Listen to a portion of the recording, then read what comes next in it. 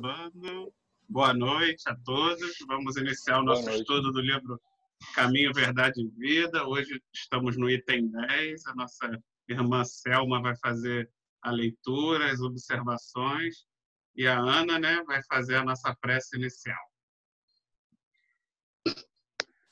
Boa noite a todos. Vamos nos concentrar e agradecer a Deus por todos os momentos concedidos. Agradecemos, Senhor, por tudo que nos é dado.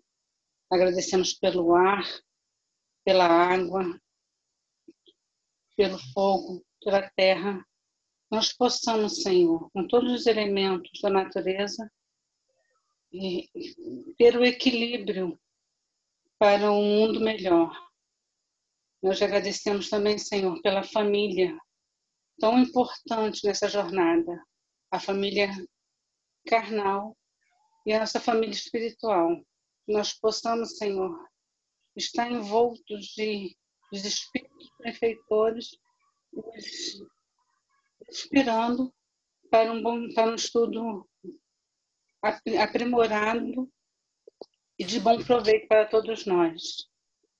Eu lhe agradeço a tudo e a todos por esse momento tão especial para todos nós. Obrigada, Senhor. Graças a Deus. Graças a Deus. Bom, hoje nós vamos Caminho, Verdade e Vida. Capítulo 10, que fala sobre mediunidade, né? Vitor, você vai colocar na tela? Senão eu vou abrir aqui para mim, porque eu não tenho livro, então eu vejo pelo meu celular. Se você não puder abrir, eu vejo por aqui. Tá? Não tem problema não. Deixa eu ver aqui. Vocês estão vendo aí? Apareceu? Tá ótimo. Apareceu. Uhum. Vamos lá. E nos últimos dias acontecerá, diz o Senhor, que do meu espírito derramarei sobre toda a carne, os vossos filhos e as vossas filhas profetizarão. Vossos mancebos terão visões e os vossos velhos sonharão sonhos. Está em Atos, capítulo 10, versículo 17.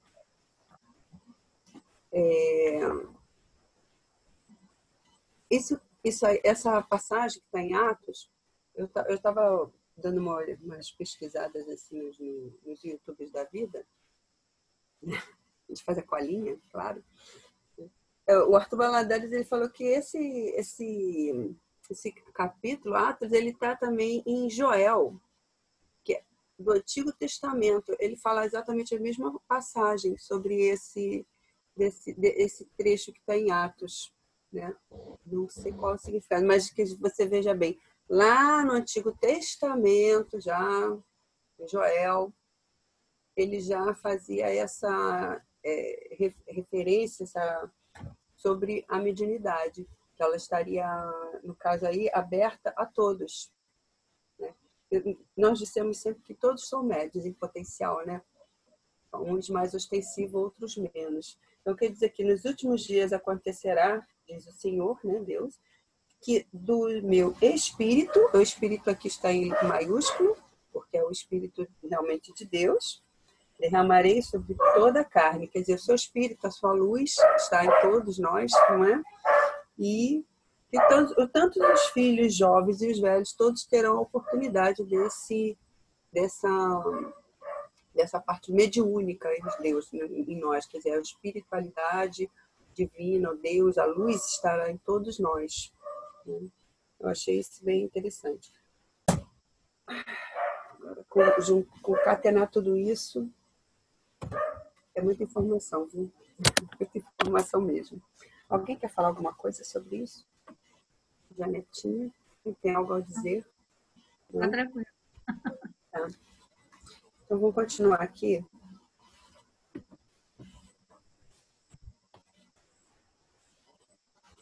No dia de Pentecostes, Jerusalém estava repleta de forasteiros, filhos da Mesopotâmia, da Frígia, da Líbia, do Egito, cretenses, árabes, partos e romanos se aglomeravam na praça extensa, quando os discípulos humildes de Nazareno anunciaram a boa nova, atendendo a cada grupo da multidão em seu idioma particular. Isso também já é uma manifestação, não sei se seria esse o termo correto, né? Assim, quando Jesus foi colocado na cruz, ele foi preso e morto, né? Na cruz, seu corpo. Os discípulos ficaram muito chocados com aquilo, eles ficaram meio cabisbaixos, ficaram muito assim, moral baixa, né? Vamos dizer, né? Eles, embora eles tinham aquele interesse, também tinham a mediunidade deles, eles eram inseguros também. E aquilo abateu muito a eles. Porém, nesse dia que fala aqui de Pentecostes, muito citado em vários escritos, eles tiveram essa como que se fala a palavra? Eles foram tocados também pela luz divina do Espírito. Então, eles começaram a falar sobre Jesus, os seus mandamentos e tudo, na língua que todos compreendiam. Não é que eles eram poliglotas, eles não eram poliglotas, né? Mas pela necessidade de se colocar, né, a palavra, levar as ideias de Jesus, e isso os fortaleceu. Quando eles viram toda aquela multidão e eles se sentiram confiantes, né, eles começaram a pregar ali, que Jesus, em vários idiomas, aqui fala, né, que era Mesopotâmia, Frígia, Líbia, Egito, cada um tinha uma linguagem, né? Então, e eles começaram a falar e foram entendidos, compreendidos por eles, porque aí renasceu neles aquela força, aquele desejo realmente de fazer, né, a proposta que Jesus determinou para cada um, né? Antes eles ficavam todos ali seguindo Jesus, igual ovelhinhas. De repente eles perderam o líder, né? Aí quando você perde o líder, fica assim, meio que sem saber o que fazer, né? Mas eles retomaram o controle deles mesmo, porque eles sabiam, eles tinham o potencial daquilo, né? E começaram a pregar. Aí perderam aquele medo, como Pedro, né? Que negou Cristo. Mas depois ele assumiu, não, vamos fazer, e ele acabou liderando todos, né? E continuaram em suas pregações até o dia do seu juízo final deles, né? E alguém quer falar alguma coisa? Algo a acrescentar? É a mediunidade da xenoglossia, não é isso? Acho que é esse o nome. De você falar em línguas diferentes daquela que você fala, né? Então, eles tiveram realmente essa ajuda do alto. Né? Como você falou, eles ficaram assustados sem o líder, né? Ficaram mesmo sem chão, amedrontados, porque Jesus foi assassinado. Então, todos aqueles que seguiam a Jesus também estavam sendo perseguidos. Então, foi muito natural esse medo deles. E essa hora a gente vê a espiritualidade superior agindo, fortalecendo, dando aquela injeção de ânimo, né? Pode trazer para nós também. Tantas vezes a gente tem que tomar algumas decisões e a gente não confia muito, não é? Na providência divina, na ajuda da espiritualidade na nossa vida, a gente duvida um pouco. E a gente orando, a gente entrando em prece, a gente vê que a coisa realmente vem, que a ajuda vem, basta que a gente confie e se conecte com eles, né? Com a espiritualidade maior. Foi um período, foi um dia, né? Muito importante aí para que os apóstolos se firmassem nesse compromisso de disseminar o Evangelho de Jesus. Eles receberam realmente do próprio Cristo, acredito, dos espíritos superiores, essa injeção de ânimo, né? Como você falou, para eles compreenderem que eram capazes, como foram, né? É verdade. E esse dia de Pentecostes, como eu não sabia dizer o que significa, né? Que eles falam, são 50 dias depois da Páscoa, né? Depois da Páscoa. Eu não conhecia, eu nunca fui muito católica, né, gente? Eu não conhecia essas Eu também pesquisei para saber o que era. Exatamente.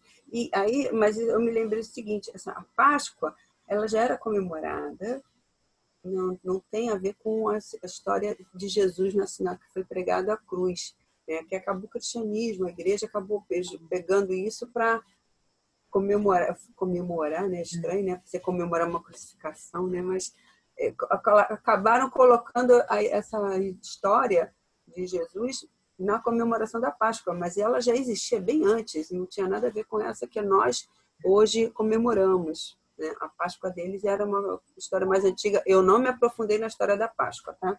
Quem quiser depois vai lá ver, na porque verdade, tem uma história, a Páscoa, né? é a ressurreição do Cristo, né? E não a crucificação do Cristo. Não, mas a Páscoa já era comemorada antes da crucificação do Cristo. Não, ela sim, tinha um outro significado. Digo, Aí nós que passamos a fazer agora, isso.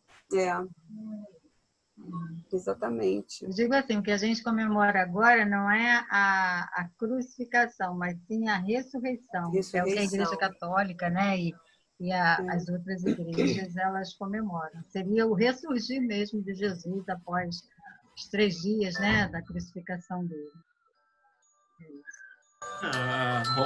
Roma quando criou o cristianismo ali, não, quer dizer, Jesus é que criou o cristianismo, né? Mas quando Roma, digamos assim, documentalizou o cristianismo, né, e formulou ali da forma que era interessante para eles, eles escolheram as datas exatamente que já existiam de comemorações para encaixar os acontecimentos da vida de Cristo dentro daquelas datas, né? Mas ainda sobre esse parágrafo, uma vez eu vi um estudo que dizia que não faz diferença, na verdade, mas só a nível de curiosidade, que, na verdade, em vez de ser uma xenoglossia, onde cada médium falava uma língua diferente, porque, na verdade, ninguém ia entender nada se todos eles ali tivessem cada um falando uma língua um por cima do outro, que, na verdade, o fenômeno mediúnico acontecia no ouvido das pessoas. Os médiuns falavam normalmente e cada um escutava e entendia na sua língua. Não faz diferença, né? Mas é a nível de curiosidade de uma teoria que eu vi num estudo. Eu achei interessante, achei que faz sentido, né? Porque realmente se tivesse ali todos eles falando, cada um numa língua um por cima do outro, ninguém ia entender nada. Mas foi isso que eu entendi também, porque eles falaram, é como se você tivesse um tradutorzinho, né? Quando a gente tem aquelas reuniões da ONU que ficam com fones de ouvido, a pessoa está lá falando e cada um está ouvindo na sua língua, né? É uma coisa, eu acho que eu também entendi que era uma coisa mais ou menos por aí, né? Porque realmente que eles pregavam, estavam lá, ó, falando no público, na rua, né? E as pessoas entendiam, cada um na língua deles. Achei bem interessante isso, né? Quer dizer, isso é uma manifestação, né? Quer dizer, isso é tipo como se fosse uma comprovação, né? Da espiritualidade de Deus mesmo, né? Porque tem sempre aquelas pessoas que contestam, né? A Janete falou aí uma coisa antes. Você veja da questão da fé, né? Da gente renovar e fortalecer. A nossa fé, ela geralmente é renovada, vamos dizer assim, algumas vezes a gente precisa disso, sempre diante das tragédias, né? Das situações que nos deixam, às vezes, num conflito, aí você vai e recupera aquela fé que ainda é meio vacilante, né? Aí aumenta. Como hoje, né? Hoje agora, nessa questão da pandemia, quanta gente procurou, né? Igrejas, Deus, né? Isso teve um aumento muito grande de preces e tudo mais. Porque é só quando existem umas situações assim de calamidades, de coisas que realmente para se comprovar, né? Eu acho que é para tipo assim, para te fortalecer. Olha, eu estou aqui. Mas se estiver tudo bem, como se fala, a pessoa feliz não lembra, né? Quem está feliz não lembra, só quem está com problema que lembra de Deus. Então tem que, de vez em quando, acontecer isso, para as pessoas lembrarem. Ainda, né, nesse mundo ainda de pessoas tão imperfeitas como nós, com tantas distrações que existem nesse mundo, a gente tem que passar por esses apertos de vez em quando aí, para poder lembrar de Deus. Que a gente está na cadeirinha do pensar, né, Céu? Cadeirinha do pensamento, isso mesmo. Quem é Gilberto? Deus botou a gente no banquinho do mercado. Chegou o Gilberto. Gilberto! Oi, Gilberto! Ele está no mudo. Você está com o seu áudio desligado, Gilberto. Seu microfone está desligado, tá? Se você precisar falar, você liga o microfone. É no canto inferior. Passa o mouse no... Não sei, acho que ele está com o celular, é diferente. Não sei como é que é. Agora ele tirou o vídeo. Vamos continuar. Ele já está na sala. Ele está sem o vídeo, mas... Ele tá aí. Então, ó, uma onda de surpresa e de alegria invadiu o espírito geral. Veja, eu acho até pela essa manifestação que houve, né? Essa onda de surpresa e de alegria invadiu o espírito geral. Quer dizer, estavam todos ali pregando e perceberam que eles estavam sendo ouvidos e entendidos. Eu acho que isso deve ter causado realmente uma situação assim de... Né? Ficaram surpresos, mas também, né? Mas assim, aquilo deu um fortalecimento maior para eles, né? Ficaram mais animados com aquela situação, né, que estava ocorrendo. Né? Sem contar também, né, Selma, a energia maravilhosa, né? Quando há uma manifestação mediúnica desse vulto, deve ter sido uma energia, né? Uma vibração muito boa. Muito mesmo. Já era um clima de, vamos dizer, de comemorações, de festas, né? As pessoas estavam lá, né, no Pentecostes, já todas alegres. Aí vem toda essa história, você escuta coisas belas, que são as passagens de Jesus. Quer dizer, o ambiente devia estar, cara, a luz pura, né? Igual a luzinha aqui, ó, que a Jorge estava vendo na gente. Era pura luz, gente. Muito bom. Vamos lá. Foi um momento singular, né? Isso. Continua. Não faltaram os céticos no divino concerto, atribuindo à loucura e à embriaguez a revelação observada. Simão Pedro destaca-se e esclarece que se trata da luz prometida pelos céus à escuridão da carne. É claro, né? A gente sabe que não se agrada a todos, né? Então, quer dizer, tem os céticos, aqueles que estão vendo, mas não acreditam. Não acreditam. Não adianta, né? E aí estão bêbados, estão... Vai dizer que eles falam que é loucura ou embriaguez. Ou é maluco ou é bêbado, né? Aí sempre, isso aí é uma coisa que vai existir sempre, né? Talvez sempre é muito tempo, né? Mas é algo que ainda ocorre muito, as pessoas ainda desacreditarem daquilo que está ali diante dos seus olhos, né? É mais fácil duvidar do que acreditar, né? Enquanto não houver essa compreensão com relação aos fenômenos mediúnicos, né? Essa mediunidade tão bonita, as pessoas vão duvidar, vão achar que é bruxaria, né? É preciso conhecer. É o que a gente sempre conversa aqui nesses estudos, né? Jesus falou, conhecereis a verdade e ela vos libertará. Então, é preciso conhecer, é preciso estudar para entender a beleza dessas comunicações mediúnicas, né? Da espiritualidade agindo na nossa vida, porque nós não teríamos caminhado um passo sem essa influência da espiritualidade em nós, em nossas vidas, né? Mesmo que não seja uma influência direta, mesmo que seja através de inspirações, nossa, o que seria de nós se não fosse, não é? Desde muito antes do Cristo, a gente sabe que Jesus sempre enviou esses mensageiros, esses profetas, né? Lá bem distante, lá do Antigo Testamento, né? Jesus é o governador do planeta, então ele sempre esteve por trás, vamos dizer assim, né? Desses enviados. Então a influência sempre foi muito grande. Nós é que estamos sempre com ouvidos tapados, né? Olhos tapados e não percebemos essa influência. Então é preciso que, vez por outra, aconteça coisas do tipo, né? Como em Pentecostes. Naquele momento era preciso que algo assim muito forte, muito grande acontecesse para dar essa guinada com relação a essas comunicações mediúnicas, para que o povo realmente começasse a aceitar, né? E os próprios médiuns, né? Que os discípulos eram esses médiuns que seriam os instrumentos de Jesus e da espiritualidade maior para continuar, através dessa inspiração com o alto, a divulgar esse evangelho, porque a gente sabe que eles passaram por muitos percalços, muitos sacrifícios, a maioria deles, se não talvez todos, assassinados, foram, né, muito maltratados. Então, eles precisavam mesmo de estar com essa conexão com o alto, né?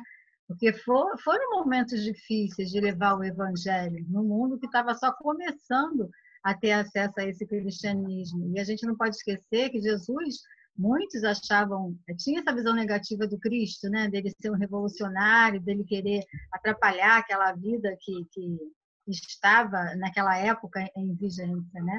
Então, eles sabiam do quanto seria difícil esse compromisso, como foi, mas levaram, né? Levaram com certeza, com essa influência do Cristo junto a eles, os espíritos de luz também que caminhavam junto com Jesus, levaram a duras penas, mas fizeram esse trabalho maravilhoso de divulgação do Evangelho de Jesus, né? Até hoje, né, gente? Até hoje ainda é tão difícil falar desse Evangelho, ainda existe muita chacota, muita zombaria, as pessoas debocham, porque não descobriram ainda a beleza de conhecer esse Evangelho e de vivenciar, né? Tudo bem que a gente está engateando ainda, mas quando você descobre um pouquinho, a gente já fica bem feliz, né?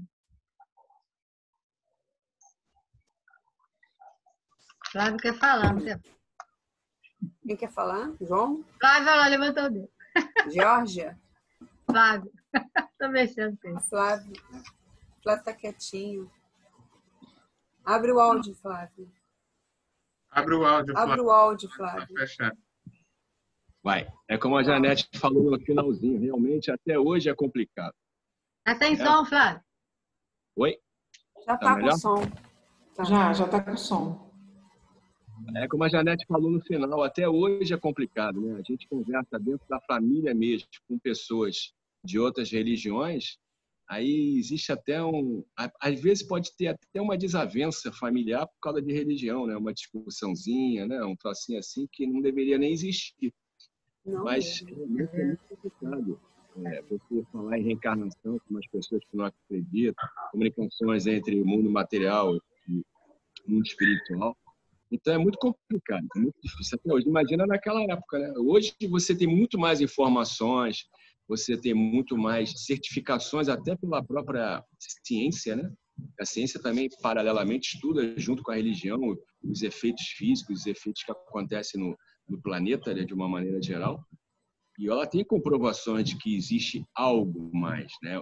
Lógico que tem cientistas que são ainda irredutíveis, né? Acreditar que são céticos, que não existe nada, que não existe Deus, e por aí afora que a gente já conhece a história.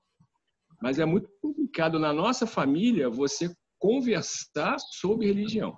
Imagina quando você sai da nossa família e vai para a rua, e aí expande realmente um conhecimento para pessoas aí de várias teorias, vários pensamentos, várias ideologias. É muito complicado. Até hoje é complicado.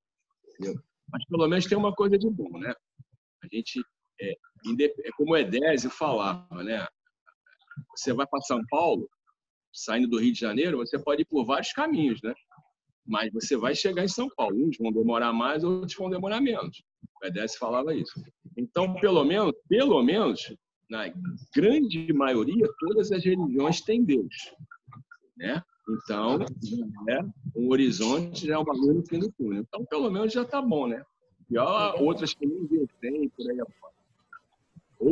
Ou utilizam, né, os atos, né, que são contrários às leis divinas em nome de Deus. É bem complicado isso. Mas, pelo menos, é mais grave. Imagina naquela época. Mas eu acho que já está tendo uma certa abertura, né, gente, com relação a isso. Antigamente, as outras religiões não queriam nem ouvir falar a respeito de espiritismo, porque a gente até já comentou aqui com relação à confusão, né? A gente comentou, acho que foi no outro estudo, com relação à confusão de ser espírita, de não ser. Mas hoje em dia eu já consigo conversar com, quer dizer, pessoas que são evangélicas, já chegaram para mim e perguntaram a respeito de doutrina espírita, assim, sabe, tranquilamente, querendo realmente entender certas coisas.